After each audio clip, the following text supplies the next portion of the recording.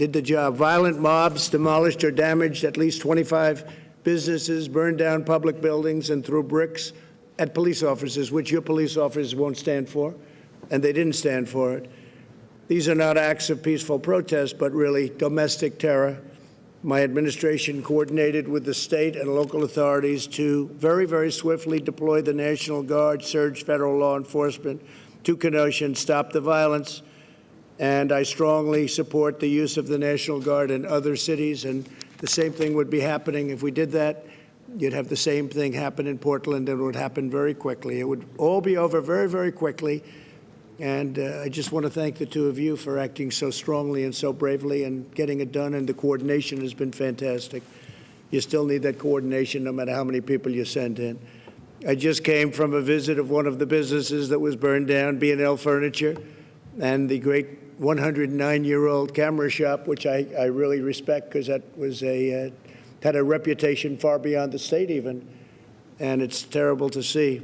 Several other business owners, they're joining us, and we have some in the back also. To stop the political violence, we must also confront the radical ideology that includes this violence. Reckless, far-left politicians continue to push the destructive message that our nation and our law enforcement are oppressive or racist. They'll throw out any word that comes to them. Actually, we must give far greater support to our law enforcement. It's all about giving them additional support. These are great people. These are great, great people. These are brave people. They're fighting to save people that they never met before in many cases, and they're incredible. We must really be thankful that we have them, and we have to help them do their jobs. We can't be threatening them with their pensions are going to be taken away, their jobs going to be taken away, everything's going to be taken away. They're going to be living a bad life if they utter an incorrect word. You can't do it. We have to have our law enforcement. We cherish our law enforcement. We wouldn't be here without our law enforcement. Even me, I'm here today. I feel so safe.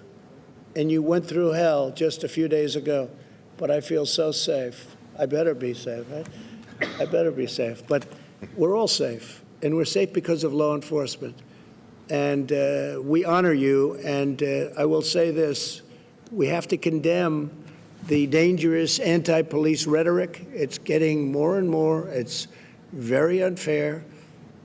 You have some bad apples, we all know that, and those will be taken care of through the system, and nobody's going to be easy on them either. And you have people that choke. They're under tremendous, I said it yesterday, I said it last night, they're under tremendous pressure. And they may be there for 15 years and have a spotless record, and all of a sudden they're faced with a decision. They have a quarter of a second to make a decision. And if they make a wrong decision, one way or the other, they're either dead or they're in big trouble. And people have to understand that. They choke sometimes. And it's a very tough situation, right? It's a very tough. Then people call them bad and horrible, and they made a bad decision. But if you think of it, when they have, and I know you practice this all the time, where you give people literally a quarter of a second to make a decision. And a lot of them can't make that right decision. It's a very tough thing to do. The vast and overwhelming majority of police officers are honorable, courageous, and devoted public servants. They're incredible. Yet many politicians ignore their sacrifice and ignore the African-American and Hispanic-American victims. We have people, there was love on the streets, I can tell you, of Wisconsin when we were coming in. There was love on the streets, and so many African-Americans, Hispanic-Americans, I can see waving. Pastor, it was so beautiful to see. They want to have safety. They want to have safety. You look at, I'm not a huge believer in polls, obviously, but you look at polls with its 87% want to have great police. They want to have strong police. They want to have safety. They're the ones that are most affected by tragedies like you'll see going around. When these allegations of police wrongdoing, and when you see that they have made allegations, they must be fully and fairly investigated, and that's what we're doing. Bill Barr's done a fantastic job in that respect, and we fully understand that, because you do have problems the other way, but they're very few. You know, the sad thing is you can do 10,000 great jobs as a policeman or a policewoman, You can do an incredible job for years, and then you have one bad apple or something happens that's bad. And that's the nightly news for 3 weeks. That's all they talk about. They don't talk about the thousands and thousands of good jobs, the lives that you save, they never talk about. So I'm committed to helping Kenosha rebuild. We all are. We will provide $1 million to the Kenosha law enforcement so that you have some extra money to go out and do what you have to do. You took it was a rough week, to put it mildly, and you've done it incredibly well. I'm also providing nearly $4 million to support these small businesses that I talked about today that got burned up, burned down. And we're going to be providing over $42 million to support public safety statewide, including direct support for law enforcement and funding for additional prosecutors to punish criminals and resources to provide services to victims of crime. And that was Bill Barr wanted that money put in. So that's $42 million. That'll help with prosecutors and all of the other things that are so important to you. You need that, because when you grab them and then nothing happens and they're back on the street, that doesn't work out too well. My administration is restoring public safety. We're hiring more police, surging tough-on-crime federal prosecutors, increasing penalties for assaulting law enforcement, and for dismantling Antifa. They don't want to mention the word Antifa. Nobody mentions it. There's a bad group of people. Very, very bad, very dangerous group of people. And we are doing a big number on Antifa. They're bad.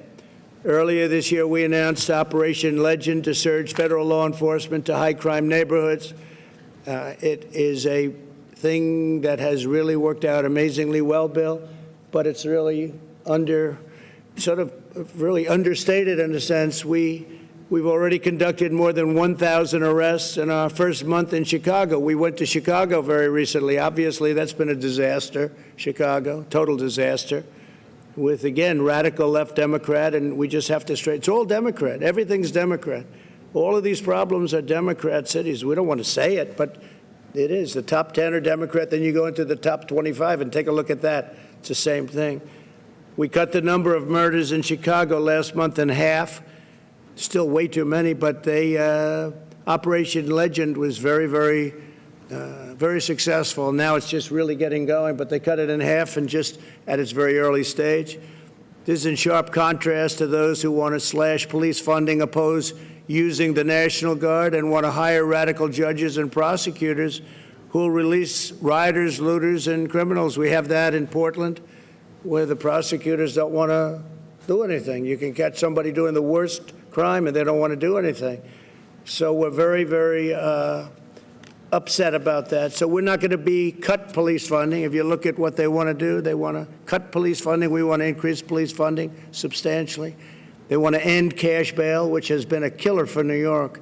If you look at what's happening in New York, they allowed thousands of people out of jail in New York, and they're walking around and they're causing nothing but problems. Who would not know that? You don't have to know anything about policing. I'm not a policeman, but I would know that if you let these people out, many of them are going to cause tremendous problems. So they want to end cash bail, incentivize prison closures. They want to close the prison so that can't hold anybody. Reimagine public safety, end immigration enforcement, resume catch and release at the border. As Chad will tell you, we've had tremendous success on the border. We're up to over 300 miles of border wall, and we're having the best year we've ever had in the border. People are coming in, but they only come in legally, or for the most part, they only come in illegally. The wall will be finished very shortly. It's had a tremendous impact. So, and the other thing, we want to appoint Supreme Court justices and judges. We'll be up to almost 300 judges by the end of the term, and 2 Supreme Court justices.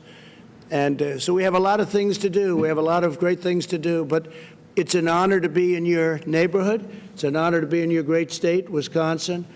And we're here for you all the way. Some people thought it would be a good thing for me to come, a bad thing. I just wanted to come. I really came today to thank law enforcement and to just really that what you've done has been incredible. It's been really inspiring because you see it happening all over, and it just never seems to end. And it never seems to end because it's almost as though they don't want it to end, because you ended it really fast.